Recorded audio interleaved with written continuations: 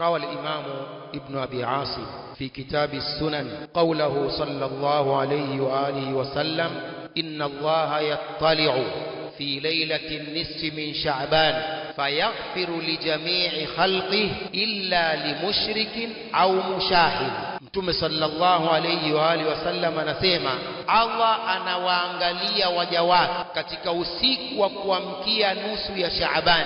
Allah anawaangalia waja wake katika usiku wa kuamkia nusu ya Shaaban tarehe 15.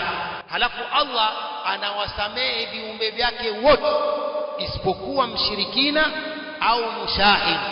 Hawa hawasamehewi, mshirikina au mushahid. الإمام الأوزاعي يقول: أراد بالمشاحن صاحب البدعة المفارقة لجماعة المسلمين. amekusudia kwa mushahid mtu wa bid'a mwenye kufari kundi la waislamu. Hawa wawili hawasamehewi, mshirikina na mtu wa bid'a. Usiku wa kuamkia tarehe 15 ya mwezi huu wa Shaaban, Allah subhanahu wa ta'ala anawasamehe viumbe vyake vyote isipokuwa mshirikina au mushahid au mtu wa bid'a. Hadithi hii ndio wanaochukulia dalili watu wa bid'a kufanya ihya usiku ule wa kuamkia tarehe 15. Wanafanya ihya fi tilka al-laila, wanafanya ibada za usiku za ziada na kufanya bid'a zao katika usiku huo, kwa sababu Allah subhanahu wa ta'ala anawasamehe viumbe vyake vyote bila kuangalia mwisho wa hadithi hii. Wao wanakusanyika katika misikiti yao na kufanya ibada za kibid'a bila kuangalia mwisho wa hadithi hii inasema nini. Mtume anasema: inna Allah yattali'u fi lailati nisfi min Sha'ban fayaghfiru li jami'i khalqihi illa limushrikin au mushahin.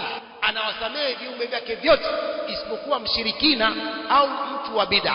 Halafu wao wanakusanyika wanafanya mambo ya bid'a. Ndugu zangu Waislamu, lazima tuelewe hadithi kama walivyozifahamu as-salaf ridwanullahi ta'ala alayhi. Hii ndiyo maana kuna uwajibikaji wa kutanguliza ufahamu wa masahaba katika nusus za Allah subhanahu wa ta'ala na hadithi za Mtume sallallahu alayhi wa alihi wasallam.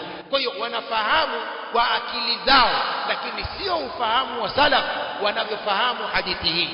Sheikh Al-Albani rahimahullah يقول: لا يلزم من ثبوت هذا الحديث اتخاذ هذه الليلة موسما يجتمع الناس فيها.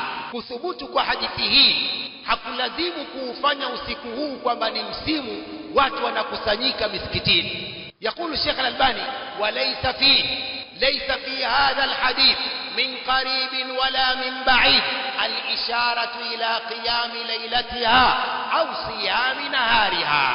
hadithi hii haina ishara kabisa, haiashirii kabisa kwa karibu wala kwa mbali kwamba kuna kusimama usiku wake, kufanya ibada usiku wake na kufunga mchana wake. Hadithi haionyeshi kabisa, haina ishara hiyo.